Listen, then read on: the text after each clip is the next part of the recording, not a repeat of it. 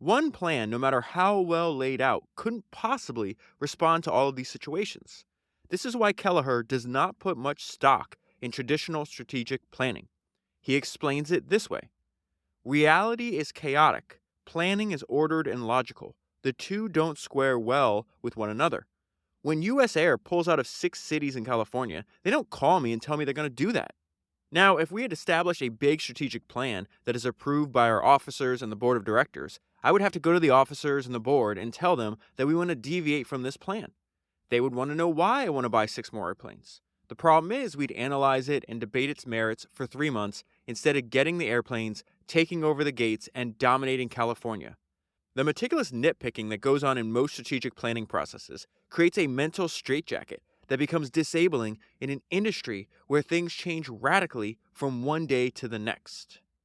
When a financial analyst chided Kelleher about not having a strategic plan, he said, "We do have a plan. It's called doing things." That is an excerpt from one of the 2 books that I'm going to talk to you about today. That is from Nuts, Southwest Airlines' Crazy Recipe for Business and Personal Success. That was written by Kevin and Jackie Freiberg. The other book is called Herb's Heroes, and it was written by a pilot that worked at Southwest for 37 years. I have not been able to find a comprehensive biography on Herb Kelleher. I think one should exist. I think he was an extraordinary person, a gifted entrepreneur. He built the most successful airline in history, which we'll get into today. So to make this episode, I used these 2 books. I reread. This is the second time I read the Nuts book. But I used these 2 books, and I took notes on interviews that Herb did when he was alive. So what I'm going to do first is I summarized all of my notes from the book Herb's Heroes. I just want to go over that outline, which I think will give you a good overview as to the type of person Herb was and why he was that way. So he's born during the Great Depression. His father worked in a soup factory. Herb's older brother was killed in World War II. Herb is 10 years old at this time. After his brother dies, his father dies unexpectedly the year after. And then within a few years of that happening, Herb's 2 surviving older siblings move away for college. So now Herb grows up. The second half of his childhood is just him and his widowed mom. And so her influence and the lessons that his mom taught him, he uses his entire life, including in building his company.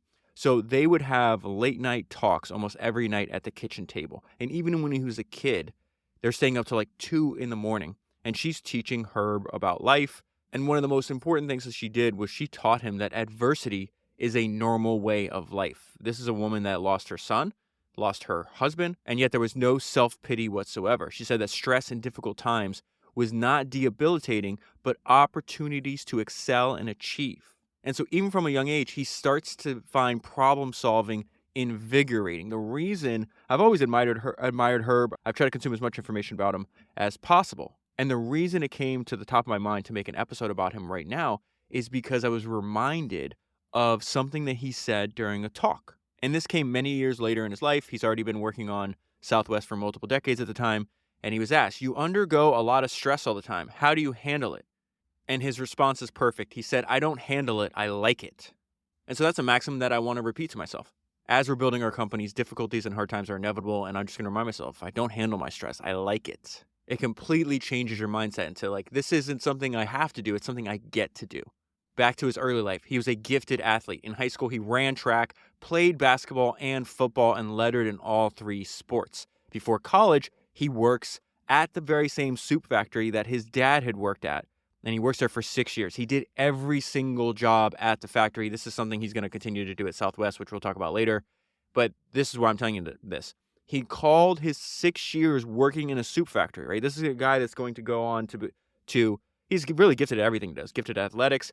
He's really good at college, gets a law degree, clerks for the Supreme Court, has a successful law practice, and at 35 with 4 kids decides, hey, I'm going to be an entrepreneur. I'm going to try to start an intrastate airline in Texas. And so with all that, the fact that he said the 6 years at the soup factory, doing every single job, he called it the best education he ever had. And so even when he was younger and then throughout his entire career, people say the same thing about him over and over again. They describe him as a fierce competitor. And they said he had a hard work ethic. That is a quote, a hard work ethic. He was working 100-hour weeks at the beginning of Southwest because he still had to practice law to pay the bills. It took them 4.5 years between the time they raised money for the company, they start the company, and then they're actually allowed to fly their first flight. Another thing about Herb, he was old school. He was hard driving, hard drinking, fast living Texan. He started every day early, regardless of how late he was out the night before drinking. This is going to come up over and over again. Another crazy thing, he smoked 5 packs of cigarettes a day and drank Wild Turkey Bourbon every day. He said Wild Turkey and Phillip Morris cigarettes are essential to the maintenance of human life. When he was in his 60s, he fought and beat prostate cancer. And then he was asked if he thought his smoking habit contributed to his cancer. And he said, "I do not smoke with my prostate." He lived until he was 87. He felt he was born to be an entrepreneur. He thought the spirit of an entrepreneur was within him. And he had a great line about this. He says, if you're crazy enough to do what you love for a living, then you're bound to create a life that matters. He designed his entire business model to keep costs at the lowest possible level. He built the most successful airline in history. Southwest was profitable for 47 straight years. To put into context about how outrageous that accomplishment is relative to his competitors and peers, he was profitable for 47 straight years. The next most successful airline was profitable for 5. And when you read about Herb or if you listen to his interviews, like, he's hilarious. So, and he says, like, I don't take myself too seriously, but I take competition very seriously. Unsurprisingly, one of Herb's favorite people was Winston Churchill. He'll quote Churchill all the time. He'll use Churchill's ideas in talks and speeches to his employees and to his team. One of his innate talents that jumps out if you read a book about him is the fact that he was able to operate on very little sleep. There's a lot of stories in both books about the fact that he'll be out drinking until like 3 in the morning, and then he'll be at the office at like 7 a.m. He also talks a lot about and repeats the importance of having a business model that endures the hard times. He talks about most of the airlines are set up, they'll reap a bunch of profits in good times, and then yet they give it all back when the inevitable downturn happens. And so one thing he talks about is like, listen, we'll joke around, we'll have a lot of fun, we're very extravagant in our marketing, but we're very fiscally conservative. We're conservative with debt. They paid for 80% of their planes out of earnings. Most other airlines are borrowing that money. They own the largest amount of planes outright than any other airline. And the quote that came to mind when I was reading about Herb's financial approach to building his company is this fantastic quote from Charles de Gaulle, where he said, "All that matters is to survive. The rest is just words." Herb was also a gifted storyteller, and he was very persuasive. He was not building a company. He was leading people on a crusade. He was not hiring employees. He was converting missionaries. He says, "Our indomitable dedication is the core of our success. That is the most difficult thing for a competitor to imitate. They can buy all the physical things that we have. The things that you can't buy are dedication, devotion, loyalty, the feeling that you are participating in a crusade." And the one thing that Herb was insistent that they do better than anybody else was serve. Listen to what he said. "We are a service company. We just happen to fly airplanes." Herb read all the time. Last week on the Working with Jeff Bezos episode, I mentioned this text I got from a friend where he noticed he'd raised a bunch of money for his company and noticed like every single billionaire that he interacts with reads a ton, and they usually read a lot of history and biography. Herb was the same thing. You know, he starts off as an attorney. Before he dies, he's a billionaire. He read all the time. He did it when he was younger, did it when he was older. History was his favorite subject. He said, this is why he said he read history. This is fantastic. He says, reading history kept me from making the same mistakes. That was inside and outside his own industry. He definitely knew the history of the airline industry. And he talked about over and over again that you should read the history of the airline industry as a cautionary tale. That's why the main thing I want to talk about today is the fact that this guy, very obviously capable of independent thought, his main advantage was the ability to question every single conventional, quote-unquote, conventional wisdom in his industry and ask, like, does this make sense or not? Some of it did make sense, so he would do that. But in many cases, he realized there was a better way, and so he would pursue that regardless of what people around him were doing. And then finally, before I jump into the other book, he led from the front. This is one of the most admirable things about him. On the busiest day of the year, which is Thanksgiving Eve, you would find Herb out on the tarmac loading and unloading baggage. And he would do so regardless of the weather. There's a great story in the book where somebody walks up to him. They just see this really tall guy in a yellow poncho loading and unloading bags. It's not until he turned around they realize that's the CEO and the founder of the company. Okay, so now I'm going to pick up the book called Nuts, and I'm going to go right into the founding of Southwest. At the time, remember, Herb is 35. He's an attorney in San Antonio, and he's got 4 kids. Southwest Airlines was the brainchild of Roland King, a San Antonian entrepreneur who owned a small commuter air service, and his banker, John Parker. Parker had complained to King that it was inconvenient and inexpensive to travel between Houston, Dallas, and San Antonio, and suggested starting an intrastate airline. And so Herb gets involved because he's Roland King's attorney. And so Roland King goes to Herb And he draws this thing called the Golden Triangle, which shows Dallas, Houston, and San Antonio. This is on a cocktail napkin. That cocktail napkin is still framed inside of Southwest headquarters. This is happening during the late 1960s. This is why they think there's an opportunity. First of all, they use the word intrastate airline, which is fascinating. So their main goal is, okay, there's different regulations. You have state regulations if you're only flying within the states, and then obviously federal regulations once you go state to state.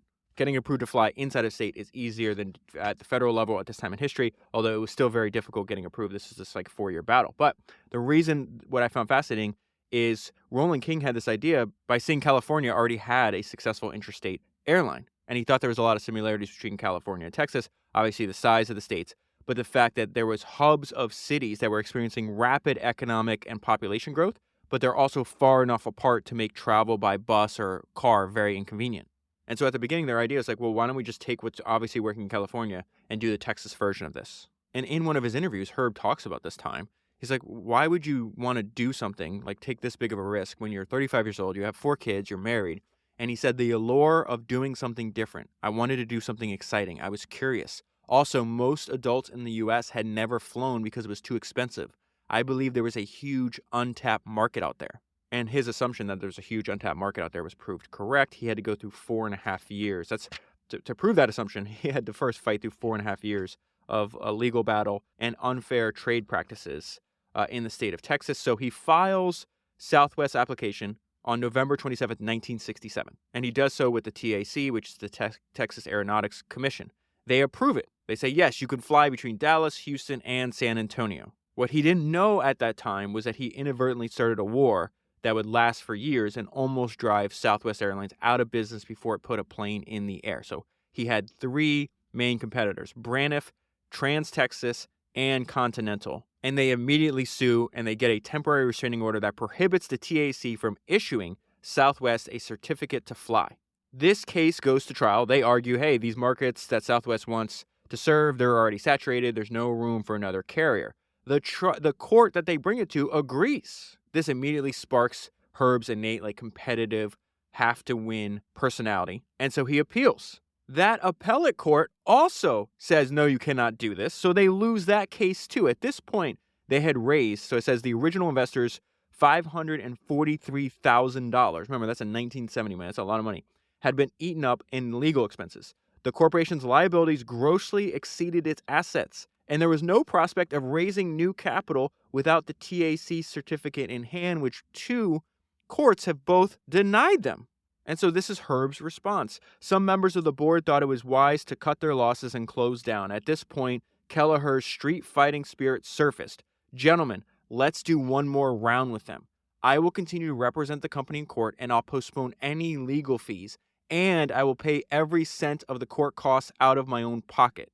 The directors agreed to give it one more shot, and Kelleher argues this case all the way up to the Texas Supreme Court, and he convinces them to overturn the lower appellate court's decision, and Southwest gets its certificate to fly.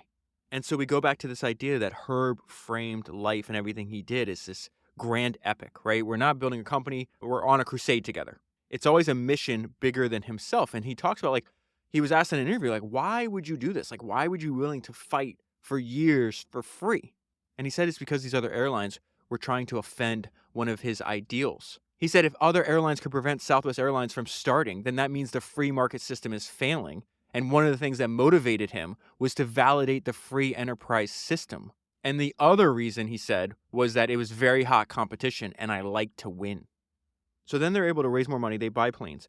They wind up starting to sell tickets. 2 days before their first flight, their competitors wind up getting another injunction, and they get another restraining order, this time from a different regulatory body, that would prevent Southwest from beginning service.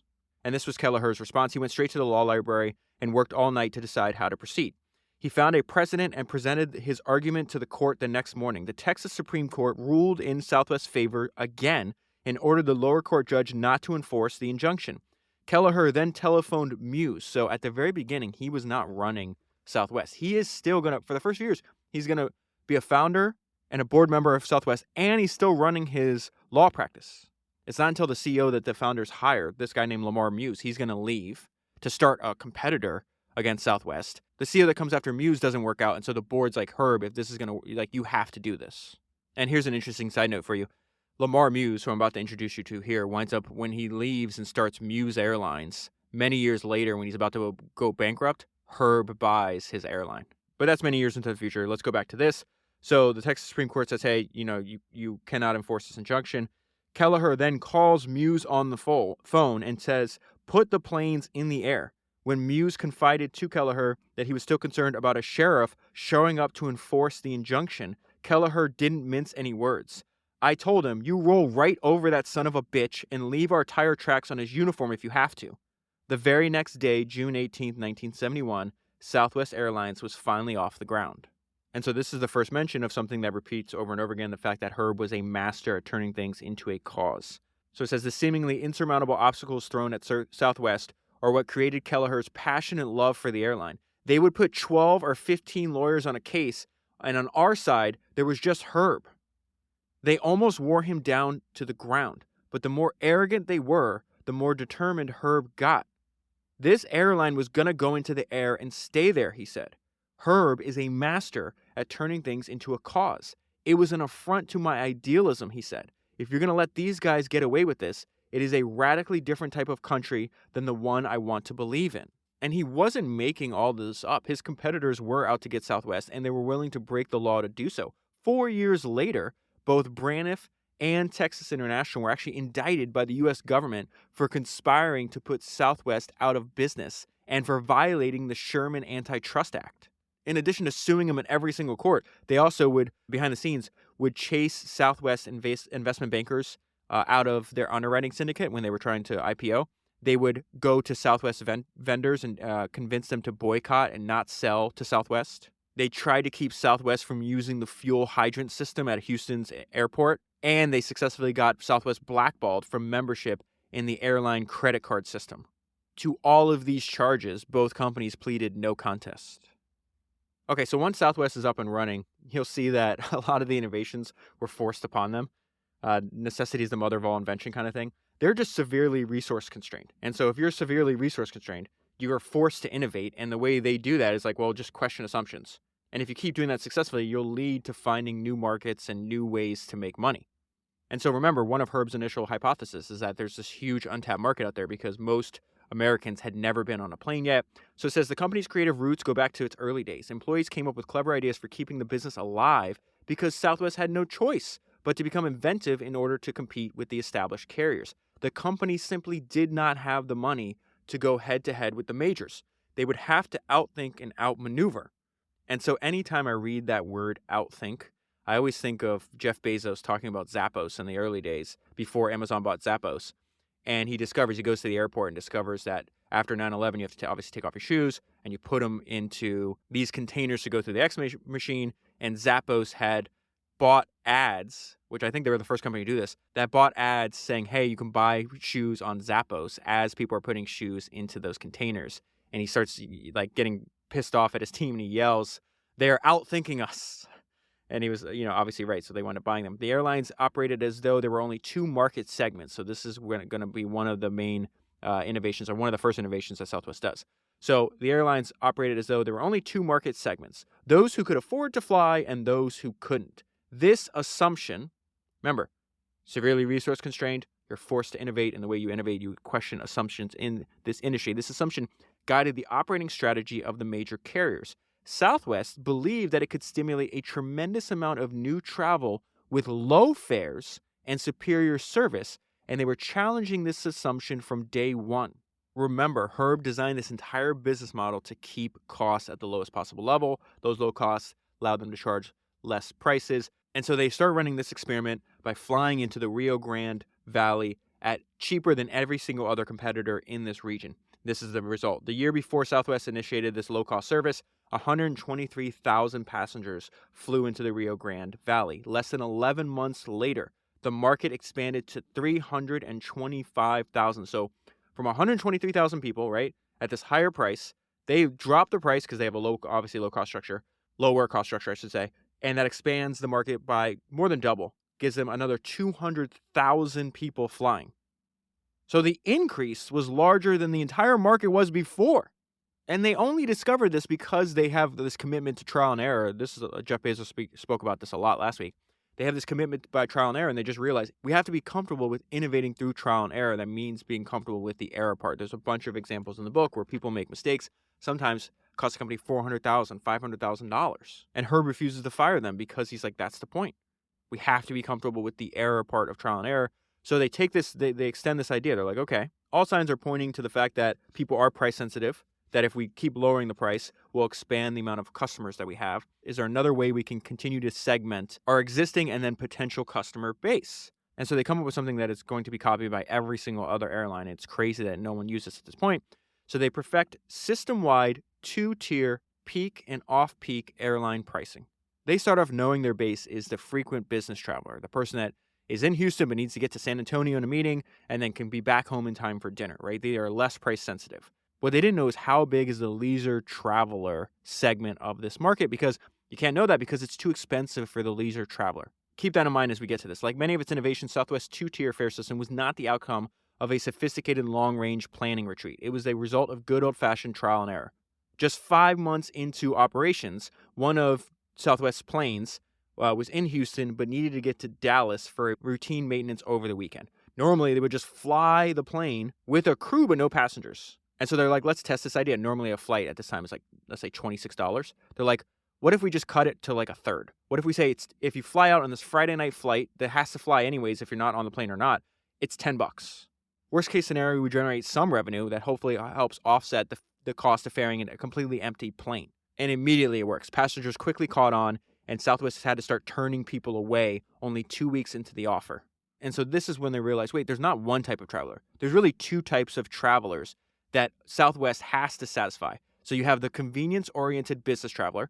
This is the person that is more time than price sensitive. They want a lot of business hour flights, and the price-sensitive leisure traveler who primarily wanted lower fares and had more flexibility about when to fly. So they immediately have 2 fare structures. They say, listen, if you're flying during the weekday up until 7 p.m., you're likely a business traveler.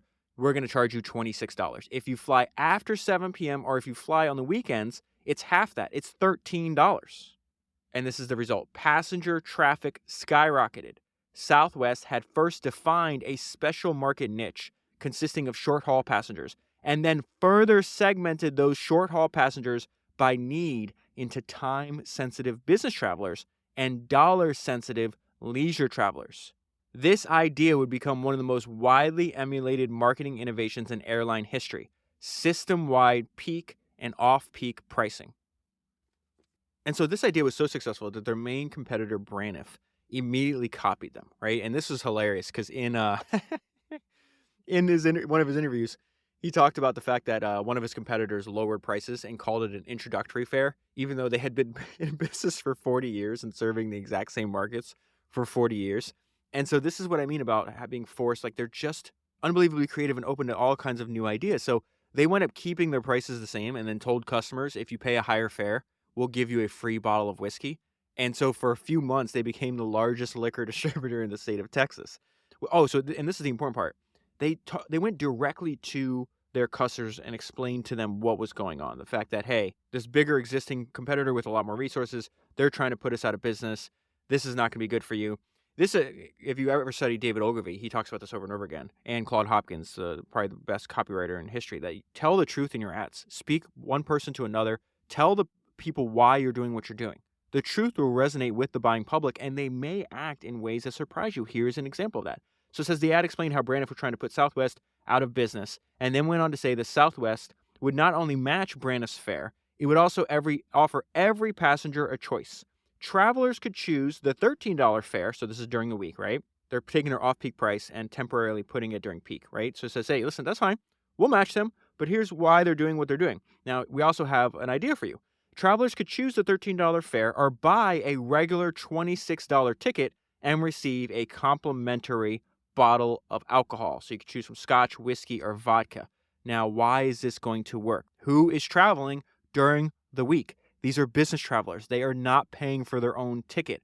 Business travelers loved it. They could charge a $26 fare to their expense accounts and go home with a free bottle of liquor For a few month period, Southwest was the largest distributor of alcohol in the state of Texas. To Braniff's dismay, 76% of Southwest passengers paid the $26 and took the gift. Tell the truth in your ads. Communicate person to person. Tell them what you're doing. This is the result.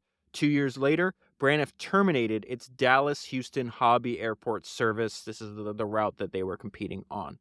Braniff thought they were going to run Southwest out of business off this route, and in turn, they ran themselves out of business off this route. And so now we go into more principles that Herb built Southwest with. First is you should know your niche better than anybody else. So he starts this with asking and making sure everybody in your company asks and knows, what is your fundamental reason for being? Why does your company exist? When you identify that, make sure everybody else knows it, and then stick to it. And here's why. When you have a vision and someone comes to you with some convoluted idea, you can hold it up to the vision and ask, does it fit? If not, don't bother me. Southwest exercises the discipline not to stray from its strategy. It does not, for example, buy jumbo jets, fly international routes, or go head-to-head with the major carriers. So he's talking about the difference in their behavior compared with every single other competitor that they have. While other carriers have been lured by the temptation to step outside their niche, Southwest Airlines has maintained the discipline to stay focused on its fundamental reason for being. And one thing that Herb repeated from the very beginning is like, I don't give a damn about market share. I want profits. In fact, let me put the book down for 1 second. I want to read some of the ideas he has and like why he was thinking about this. And this is when he was a much older man looking back at this time. And so he says, we may be flamboyant from a marketing perspective, but we are very conservative from a fiscal standpoint. This is when he talked about paying for the majority of his airplanes out of revenue. And this is why. He says, this means that you're not taking on debt. When there are bad times, you aren't threatened by debt payments. And debt payments are what put other airlines in and out of bankruptcy forever. Again, study the history of the industry. He's like, why do you guys keep making the same mistake over and over again? Let me just avoid that. Do not worry about market share. Worry about profit. I told anybody, if they mention market share, I'd punch them in the nose. Just look at what's going on in the industry. These big companies are fighting over market share and they're losing money.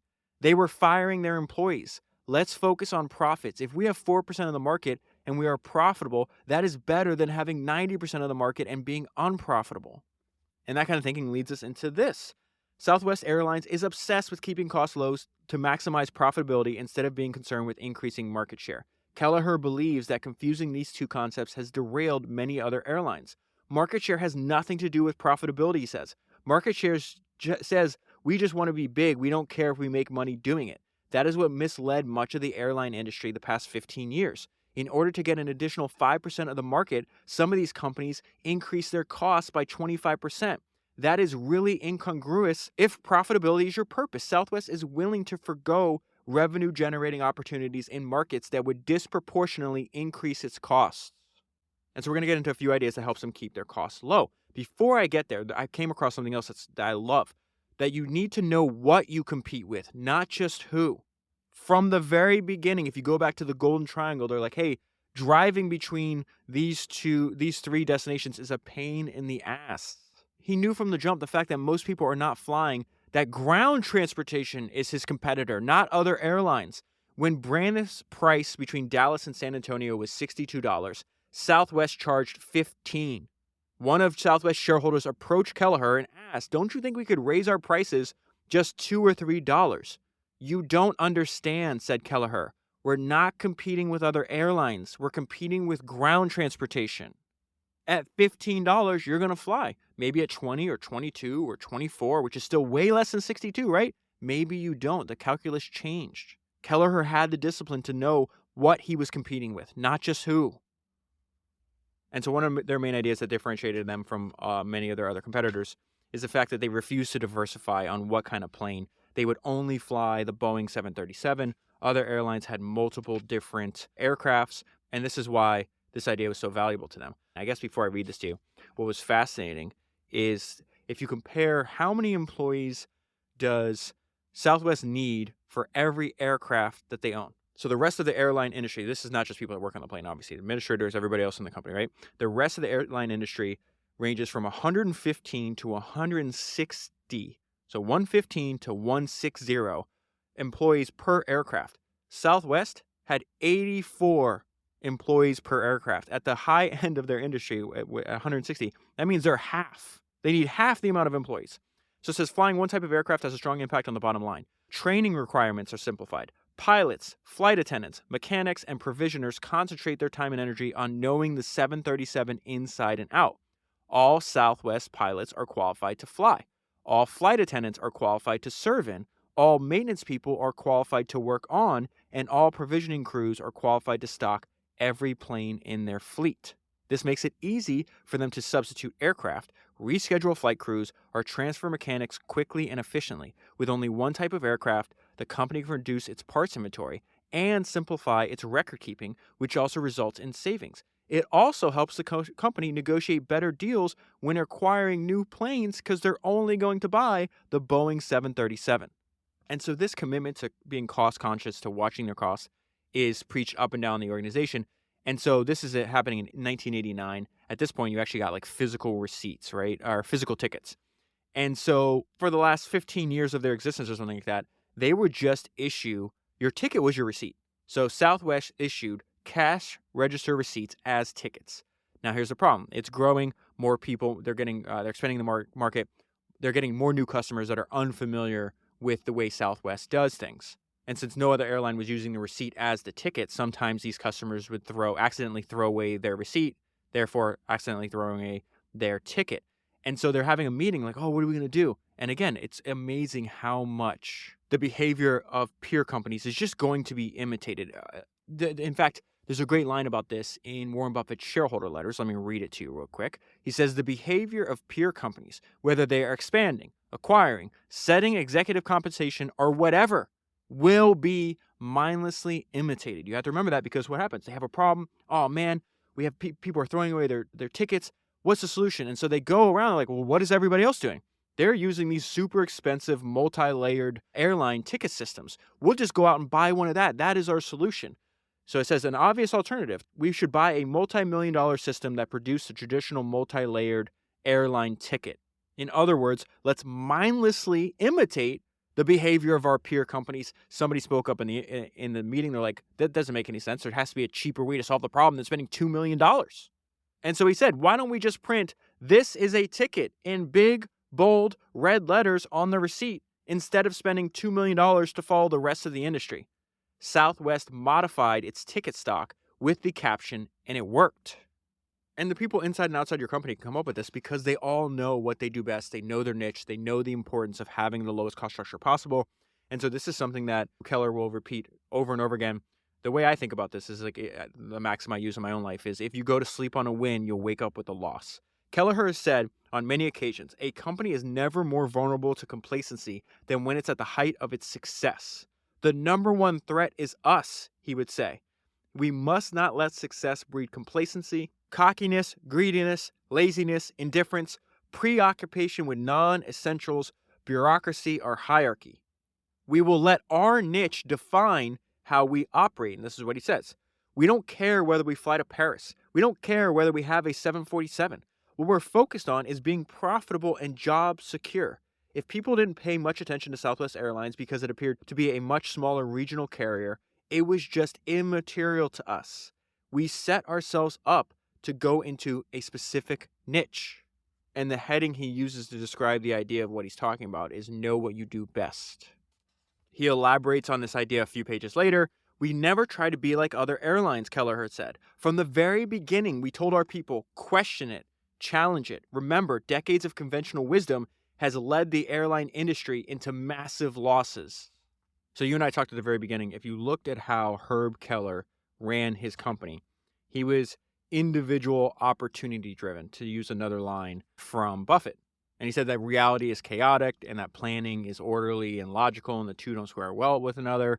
And the fact that US Air, if they're going to go out of business and have 6 planes for sale and some gates that Southwest can take over, they don't call him and tell them beforehand. So Kelleher has this like fierce hate and dislike for bureaucracy, and he prefers flexibility. And maintaining that flexibility is what allows him to go after these individual opportunities as they appear. And so here's another example of that.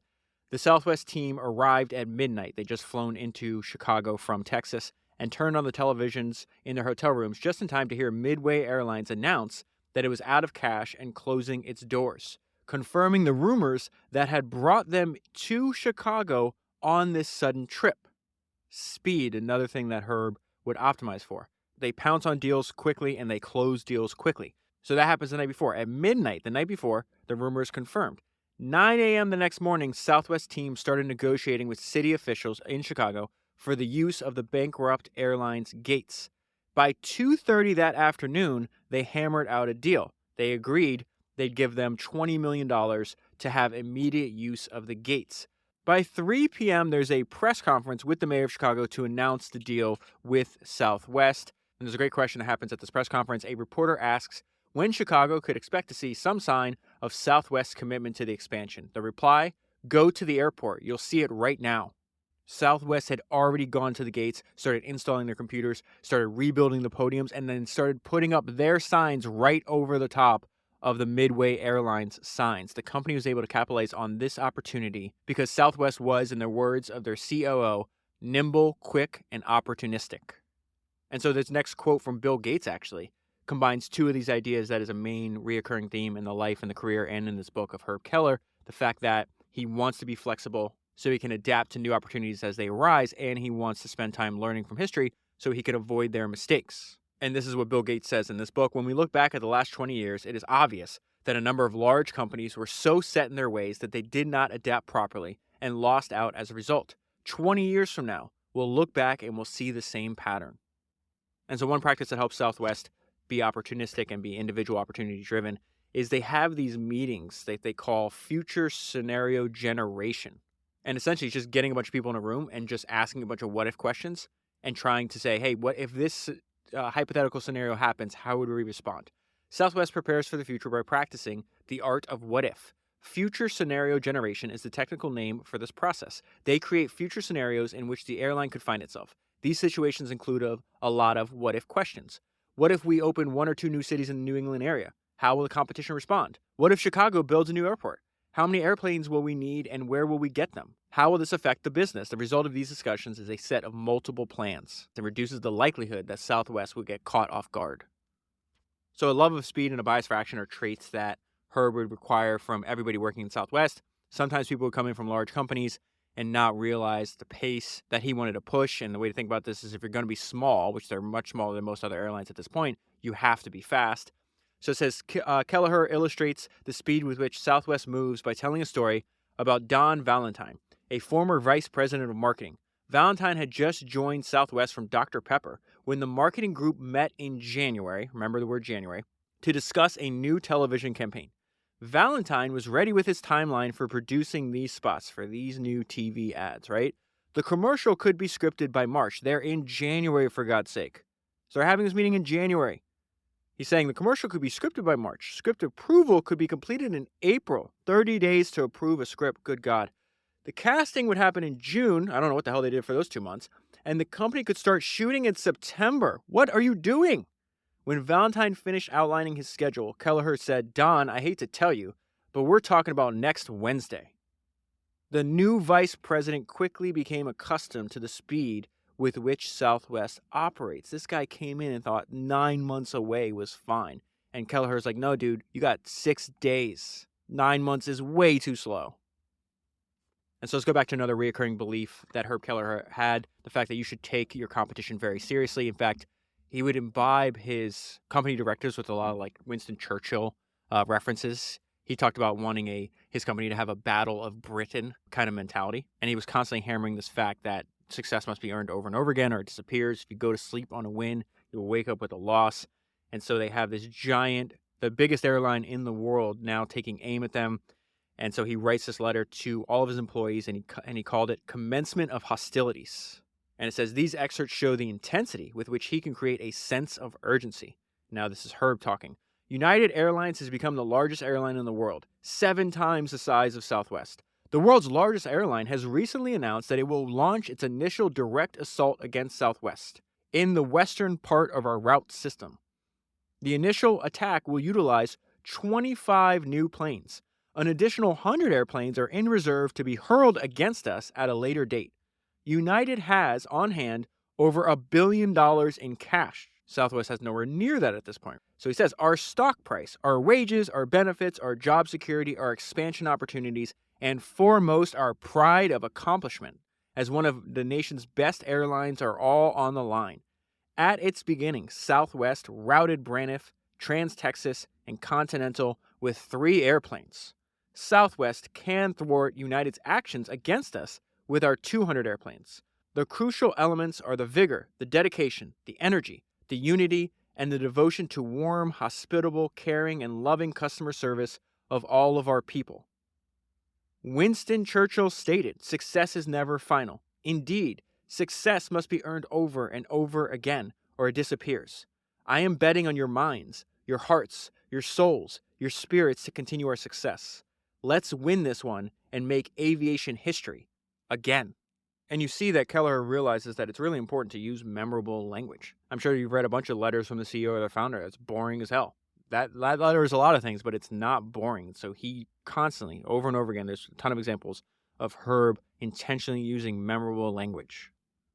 And I just love this story. Really, it talks about the benefits of curiosity, the fact that the benefits of curiosity are unpredictable.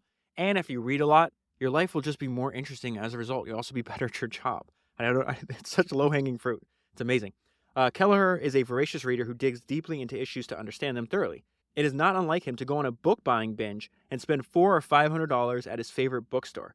When his son David was studying physics in college, Kelleher started reading up on the subject so the two of them could converse.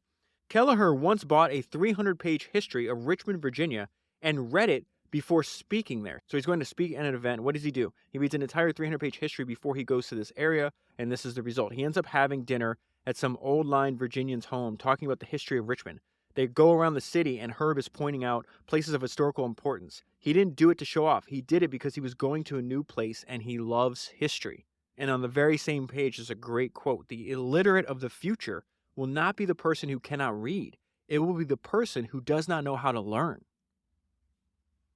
And after more than 20 years of running a successful, profitable company, Kelleher was asked if he had any advice for other chief executive officers. His reply: "Spend more time with your people and less time with other CEOs.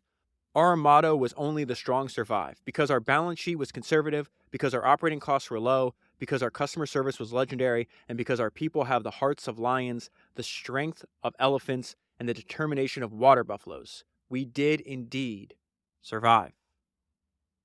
And that is where I'll leave it. For the full story, you can read both books. I don't think there is a perfect, I think there's a gap in the market. There has yet to be, and there should be, a comprehensive book on Herb Kelleher. But if you do want more and you're willing to read a lot to get it, I will leave links for both books down below. If you buy the books using the links in the show notes on your podcast player or at founderspodcast.com, you'll be supporting the podcast at the same time. Another great way to support the podcast is join my email newsletter. For every book that I read, I send you my top 10 highlights. That is the entire email. If you haven't already joined that link is down below and available at founderspodcast.com. That is 322 books down, 1,000 to go, and I'll talk to you again soon.